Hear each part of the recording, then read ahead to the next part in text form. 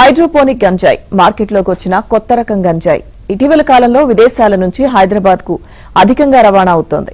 శంషాబాద్ అంతర్జాతీయ విమానాశ్రయంలో హైడ్రోపోనిక్ గంజాయితో ప్రయాణికులు పట్టుబడుతున్న కేసులు పెరుగుతున్నాయి.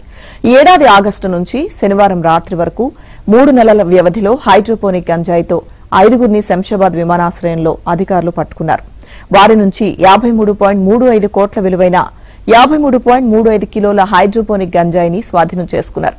ఈ ప్రయాణికులంతా థాయిలాండ్ నుంచి వచ్చిన వారు మహిళలే కావడం గమనార్హం.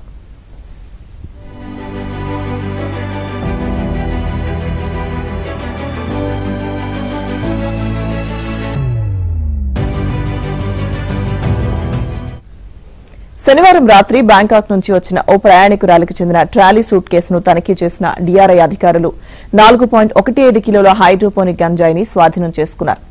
ఆ ప్రయాణికురాలిని అరెస్ట్ చేశారు. ఇక వారం క్రితం బ్యాంకాక్ నుంచి వచ్చిన ఓ మహిళ వద్ద 10 కోట్ల విలువైన 10 కిలోల హైడ్రోపోనిక్ గంజాయి దొరికింది.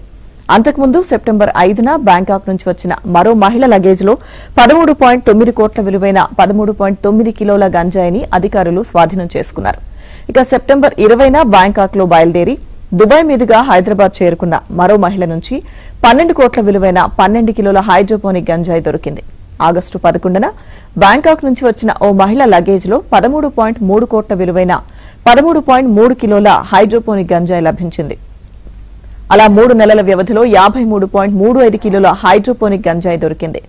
అంతకుముందు జులైలో బ్యాంకాక్ నుంచి వచ్చిన ఓ మహిళ వద్ద ఏకంగా 40 కోట్ల విలువైన 40 కిలోల హైడ్రోపోనిక్ గంజాయిని అధికారులు స్వాధీనం చేసుకున్నారు. ఈ ఘటనలు అన్నింటిలో పట్టుబడిన వారంతా మహిళలే కావడం, అంతా బ్యాంకాక్ నుంచి వచ్చిన వారే కావడం గమనార్హం.